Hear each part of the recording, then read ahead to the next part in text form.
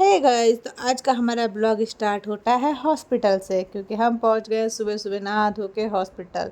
और हॉस्पिटल पहुंचे, और क्यों पहुंचे, किस लिए पहुंचे, ये मैं आपको बता दूंगी। पर यहाँ मैं कर रही थी सोना के साथ मस्ती, क्योंकि वो बोर हो गई थी बैठे बैठे, काफ़ी टाइम हो गया था। हमने नंबर लगवा दिया था, कहने को तो हमारा नंबर 26 था, 26 ओनली।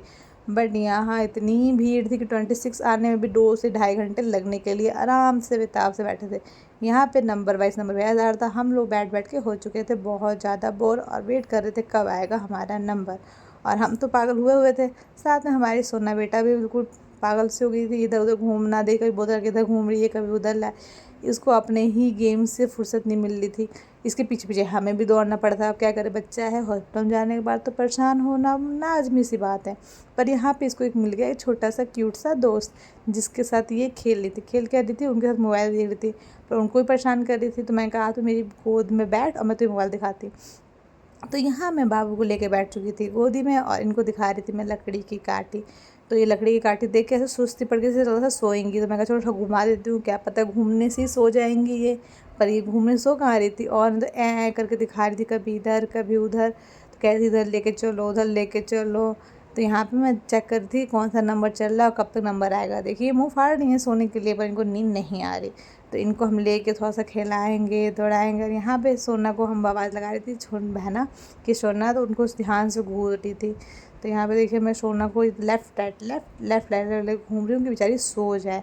बट ये नालायक लड़की सोने का नाम ही नहीं ले रही थी।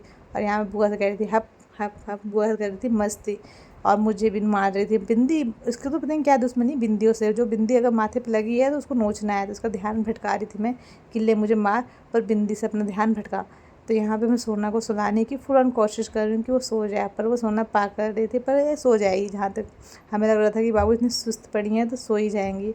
बच्चों को हॉस्पिटल लेकर नहीं जाना चाहिए, बहुत ज़्यादा दिक्कत आती है। पर इसको भी डॉक्टर दिखाने इस वजह से इसको लेके जाना पड़ा। तो यहाँ पे देखिए इनको घुमाते घुमाते ये गई सो।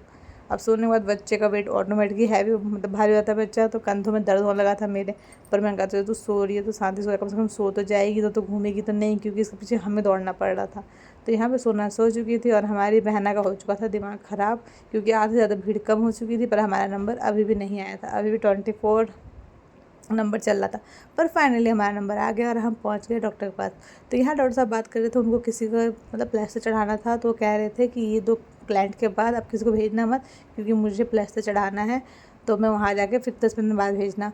तो यहाँ पर उन्होंने डॉक्टर को, जिस पेशेंट को जाना था, उनको फ़ोन किया। उन्होंने कहा कि 10 मिनट में मैं आ रहा हूँ, उसके बाद प्लास्टर चढ़ाऊँगा, जब तक मैं उनको देख लेता हूँ। तो यहाँ पर डॉक्टर साहब ने लिख दिया था। तो यहाँ पे हम जा रहे थे एक्सरे कराने के लिए। डॉक्टर साहब ने लिखा था पहले एक्सरे करा के लाओ, हाथ में क्यों दिक्कत हो रही है, क्योंकि मेरी बहना के हाथ में हो रहा है दर्द। क्यों हो रहा है, बहुत टाइम पहले इनके हाथ में छोटा सा फ्रैक्चर आ गया था, बहुत ही छोटा सा, बट वो अब दर्द कर रहा है, क्या है, पूरे हाथ में उसको दर्द हो रहा है। तो वही डॉक्टर साहब ने लिखा कि पहले एक्सरे करवा के लाओ, पहले मैं चेक करता हूँ कि प्रॉब्लम है क्या, उसके बाद मैं आगे मेडिसिन लिखूँगा।